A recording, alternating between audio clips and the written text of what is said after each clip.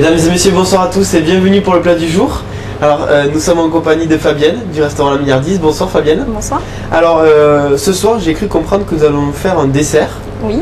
Alors, nous allons faire un moelleux au chocolat et au praliné. Voilà, gâteau au chocolat et praliné. Oui. D'accord. Alors, nous allons commencer par quoi pour faire ce moelleux? Alors, tout simplement, on va mélanger les œufs avec le sucre et la farine. Ok, donc c'est parti. Donc, les œufs. Hop.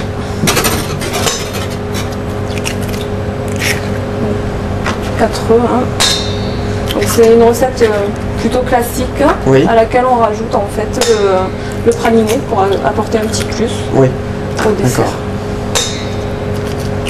Donc nos œufs, voilà. Œufs. On y incorpore le donc sucre. Du sucre.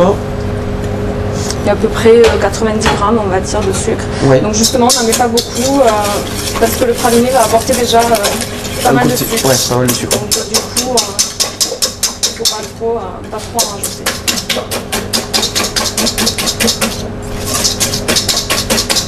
Voilà, donc on mélange bien ensemble. Voilà.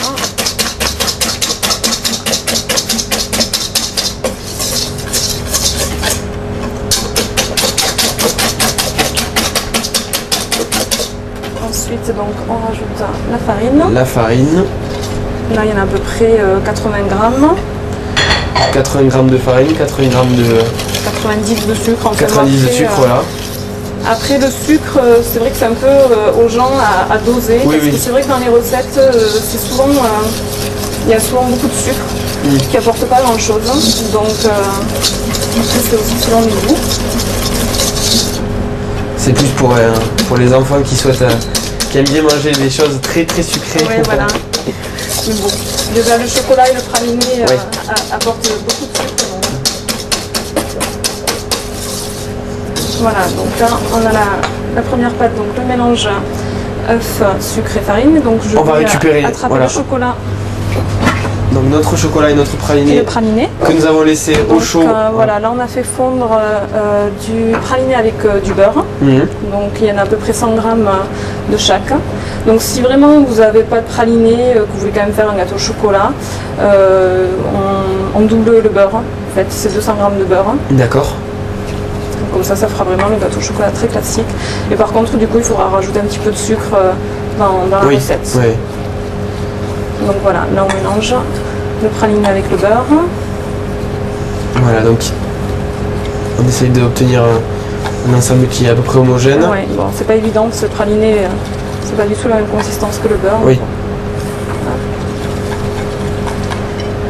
Et là, donc, nous avons 200 grammes de chocolat fondu aussi. Voilà. Donc, on va tout mélanger ensemble. Alors, on va incorporer un morceau de chocolat fondu.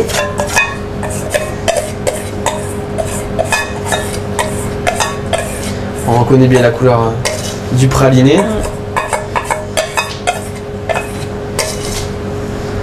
Voilà, on va mélanger tout ceci. Hop. Voilà. Donc on mélange tout. Donc là finalement c'est un dessert qui est assez facile à reproduire à la maison. Voilà, c'est assez facile justement, mes enfants. Finalement la chose la plus compliquée dans le moelleux au chocolat, c'est de réussir une bonne cuisson. Exactement, ouais, c'est la cuisson qui est vraiment délicate. Donc parfois il faut plusieurs essais pour trouver la bonne cuisson selon les fours, parce que même si on vous dit une température, les fours sont tous différents. Oui. Donc du coup il faut vraiment faire des essais à la maison et trouver la cuisson parfaite, le temps et la température du four. Et donc là on ajoute le mélange au premier.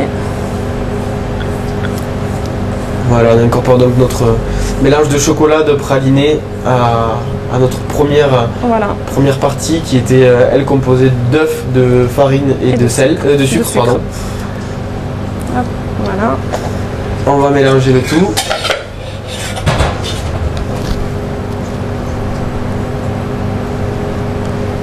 On récupère bien évidemment le chocolat. Faut pas trop en perdre, hein, c'est dommage. Donc voilà, on mélange bien. On mélange tout ceci.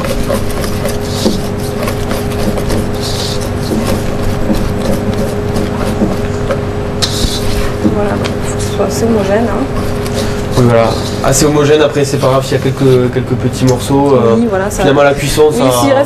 si le chocolat n'est pas très bien fondu, c'est pas très grave, parce qu'au contraire, à la cuisson, après, ça va donner des morceaux un peu fondus, plus chocolatés. Donc, c'est pas comme la pâte à crêpes où là, voilà. Si on laisse des grumeaux, ça peut faire des catastrophes ensuite quand on le fera cuire. La poêle, c'est pas rigolo.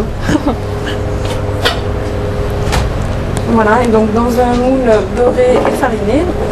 Donc beurré et fariné pour éviter que ça adhère trop sur les bords et qu'on ait du mal à le démouler à la fin.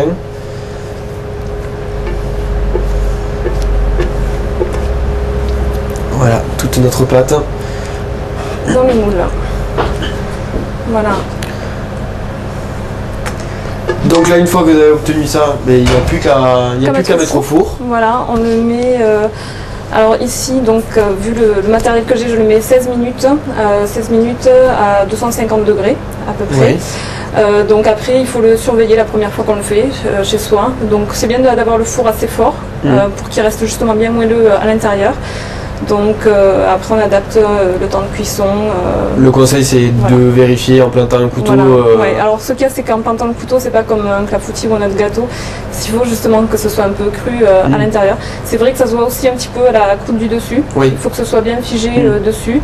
Normalement ça veut dire que c'est cuit. Après s'il est trop cuit c'est pas tellement dommage, ce sera juste un peu moins bon. C'est un peu moins bon, ouais. Donc voilà, après s'il est pas assez cuit par contre il y aura du mal pour le démouler, ça va...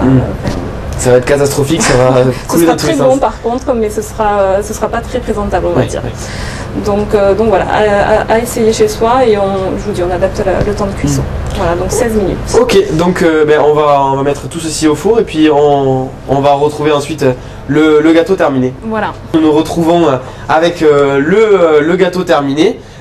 Donc on le voit avec des parties à l'intérieur qui sont très très fondantes. Alors là je vois quelques petites choses sur l'assiette qu'on n'a pas expliqué. Oui. Alors c'est des éléments de décoration. Voilà, qu'est-ce qu'on y retrouve? Donc on a mis un petit filet de miel pour la petite décoration. Ça va permettre aussi de laisser la glace en fait qui ne va pas bouger dans l'assiette, on va dire. Un petit peu de cassonade aussi. Pareil, ça va fixer la glace, la garder en place. Et on a rajouté donc une petite boule de glace à la noisette qui va rappeler un petit peu le praliné qui est à l'intérieur du gâteau. D'accord. Voilà. Éventuellement, la glace à la noisette, oui, ça se trouve facilement dans le commerce ou... Voilà, après maintenant les grandes surfaces proposent différents parfums, donc les gens... Si jamais on n'a pas de noisette à la maison... S'il n'y a pas de noisette, on peut faire avec de la vanille, avec ça peut se marier avec pas mal de choses, avec une glace pralinée aussi, pourquoi pas. Si vous adorez le chocolat, pourquoi pas une boule chocolat aussi. Voilà, après c'est vraiment selon vos goûts. Vous pouvez changer la boule de glace. D'accord. Bon, le gâteau au chocolat, un conseil, manger chaud plutôt de préférence. Celui-ci peut se manger froid, parce que vous voyez enfin la consistance. Après pas trop froid, ne pas le garder au frais. Après s'il est un petit peu tiède, c'est vrai que c'est mieux. D'accord. Bon, alors donc de préférence tiède. Merci encore Fabienne de nous avoir accueillis dans vos cuisines cette semaine. On va, pour terminer, pour conclure en beauté cette semaine, justement rappeler un petit peu la milliardise. Alors les horaires d'ouverture, quels sont-ils ici? Alors nous sommes ouverts toute la semaine, du lundi au vendredi, donc le midi.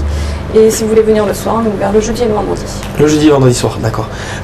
Pour rappeler un petit peu la situation géographique de la milliardise, comment on vient jusqu'à chez vous? Alors on est sur l'avenue des Minimes, donc le plus simple si on est toulousain c'est de venir en métro, en prenant la ligne B, on est juste à la sortie de la station de métro. Autrement, voilà, c'est la situation la plus facile à donner, on va dire, la station de métro Minime-Claude Nougaro et au 90 avenue des Minimes. Bon, merci encore Fabienne. Quant à nous, on se retrouve dès la semaine prochaine pour un nouveau chef.